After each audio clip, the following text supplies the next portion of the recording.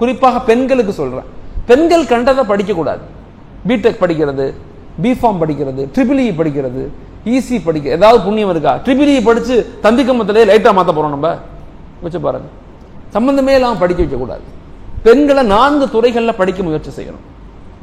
வசதி வாய்ப்புகள் இருக்கா, டாக்டருக்கு படிக்க வைங்க. டாக்டருக்கு படிக்க வைங்க. மெரிட்ல பாஸ் பண்றாங்க, நல்லா படிக்கிறாங்க அப்படின்னா டாக்டருக்கு படிக்க வைங்க. அல்லது 2வது நல்ல ஆசிரியர்கள் தேவை, teachers. 1 teacher equivalent to 1000 students. ஒரு ஆசிரியர் 1000 மாணவர்களுக்கு சமமானவங்க. ஒரு சமூக கட்டமைப்பை இப்படித்தான் ஏற்படுத்த முடியும். இந்த முயற்சியை தொடர்ந்து ஒவ்வொரு மஹல்லாக்களும், உதாரணமா இந்த மஹல்லா எங்க மாணவிகள்ல இருந்து 7 பேரை நாங்க ஆசிரியர்களாக உருவாக்குறோம். இப்ப டெட் எக்ஸாம் வருது, டிஆர்பி எக்ஸாம் வருது, கிட்டத்தட்ட 17000 போஸ்டிங் வரப்போகுது, 17000 டீச்சர்ஸ் தேவைப்படுது. அப்ப நம்ம பெண்கள் எத்தனை பேர் பிஏ பிஎட் பண்ணிருக்கிறாங்க, பிஏ முடிச்சு டீச்சரா போகணுங்கிற ஆசைப்படுறாங்க. அப்ப அந்த எண்ணங்களை நம்ம உருவாக்கணும். நீ ஒரு ஆசிரியராக மாறணும். ஏன்னா ஒரு சமுதாய வளர்ச்சியில மிக முக்கியமான பங்களிப்பு டீச்சர்ஸ் தான் இருக்குது. டீச்சர்ஸை உருவாக்குவது கொண்டு தான் சமூகத்தை மாற்றி அமைக்க முடியும். அதன் மீது முக்கியத்துவம் கொடுக்கணும். 3வது துறை அதே மாதிரி பெண்களுக்கு நல்ல கவுன்சிலிங் கொடுக்கக்கூடிய, பெண்களுக்கு மோட்டிவேட் பண்ணக்கூடிய, பெண்களுக்கு உளவியல் ரீதியான பயிற்சிகள் கொடுக்கக்கூடிய தேவை இன்னைக்கு இருக்குது.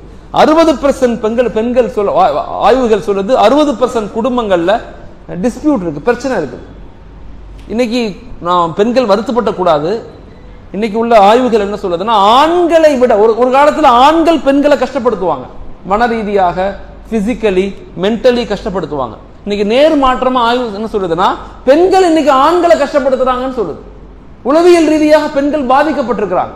ஏன்? அவங்க பார்க்கிற நாடகங்கள், படங்கள், அவங்க யூஸ் பண்ற மொபைல்ஸ், கேஜெட்ஸ் எல்லாமே அவங்கள ஒரு விதமான ஒரு இன்பத்தை நோக்கி, ஒரு சுதந்திரம்ங்கிற எண்ணத்தை கொடுத்து யாரையும் எதையும் மதிக்கிறது இல்லை. ஒரு குற்றச்சாட்டு நம்மள்ட்ட இருக்குல்ல, அதிகம் படிக்கும் போது பெண்கள் மதிக்க மாட்டேங்கிறாங்க, நிறைய தலாக்குகள் ஏற்படுது. அப்ப இதெல்லாம் நம்ம சரி செய்யணும். இஸ்லாத்தை பொறுத்தவரையும் ஆண்கள் உயர்ந்தவர்கள், பெண்கள் தாழ்ந்தவர்கள் அப்படி கிடையாது. அதே மாதிரி பெண்கள் உயர்ந்தவர்கள், ஆண்கள் தாழ்ந்தவர்கள் இஸ்லாத்துல கிடையவே கிடையாது. ஆணுக்குன்னு சில உரிமைகள் இருக்கு, சில கடமைகள் இருக்கு. அதே போல அல்லாஹ் பெண்களுக்கும் உரிமைகளை கொடுத்திருக்கான், கடமைகளை கொடுத்திருக்கிறான். ரெண்டும் ஒன்னோடு ஒண்ணு இணைந்ததுதான். யாரும் யாரையும் விட உயர்ந்தவர்கள் அல்ல. ஆனா கட்டுப்பாடுங்கிறது 2 பேத்துக்குமே இருக்குது, பொறுப்புங்கிறது 2 பேத்துக்குமே இருக்குது, உரிமைகள் 2 பேத்துக்குமே இருக்குது. ஒரு தாயும் இதை புரிஞ்சுக்கணும், ஒரு தகப்பனும் புரிஞ்சுக்கணும், ஒரு ஆணும் இதை புரிஞ்சுக்கணும், ஒரு பெண்ணும் இதை புரிஞ்சுக்கணும். புரிஞ்சுக்கிட்டதான் வாழ்க்கை. புரிதல் தான் மிக முக்கியமானது. விட்டு கொடுத்து போறது, அன்பான வார்த்தைகள் பேசுறது, குழந்தைகளுக்கு முன்னாடி ரொம்ப கேர்ஃபுல்லா நடந்து கொள்றது, இதெல்லாம் ரொம்ப ரொம்ப முக்கியம். சமூக கட்டமைப்பை ரொம்ப குறைஞ்சுக்கிட்டே வருது. சமூக கட்டமைப்பு உடையுது, குடும்பங்கள் உடையுது.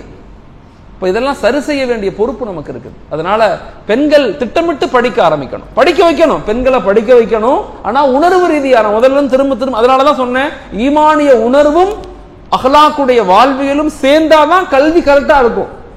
ஈமானிய உணர்வும் இல்ல, ஒழுக்கமும் இல்லைன்னா இந்த படிப்பை கொண்டு ஒரு புண்ணியமும் இல்ல. நீ PhD படிச்சிருக்கலாம், உனக்கு கல்யாணமே நடந்தது எந்த புண்ணியமும் இல்ல.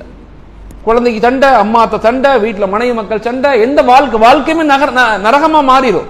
அதனால அந்த கல்வி முறை அப்படிங்கிறது அது ஈமானிய உணர்வும் ஒழுக்கமா சேர்ந்துதான் கல்வி முறையாக இருக்கணும், மறந்துடக்கூடாது. அதனால தொல்காப்பியம் அழகா சொல்லும். தமிழ் இலக்கியம் ரொம்ப அற்புதமான புத்தகங்கள் இருக்கு. அதுல சொல்லும், கல்வி அறிவாகி, அறிவு ஒழுக்கமாகி, ஒழுக்கம் அன்பாகி, அன்பு அரணாகி, அரண் அருளாக வேண்டும். தட் இஸ் கால்ட் எஜுகேஷன் அப்படின்னு சொல்லும். கல்வினா என்ன அப்படின்னா, கல்வி அறிவாக மாறணும், அறிவு ஒழுக்கத்தை கொடுக்கணும், ஒழுக்க அன்பை கொடுக்கணும், அன்பு அரணை கொடுக்கணும், எல்லாத்துக்கும் உதவி செய்யணும். அதுதான் அல்லாஹ்வை அடைய முடியும். வெறுமன அறிவு அல்லாஹ்வை அடைய முடியாதுன்னு சொல்லும், இறைவன் அடைய முடியாது. அதனால கல்வியை நல்ல பெண்களுக்கு கொடுங்க. ஆனா ஈமானிய உணர்வுகளை கொடுங்க, அல்லாஹ் பாதுகாக்கணும். ஈமானிய உணர்வு இல்லாம கல்வி கொடுத்தீங்கன்னா முடிஞ்சு போச்சு கதை.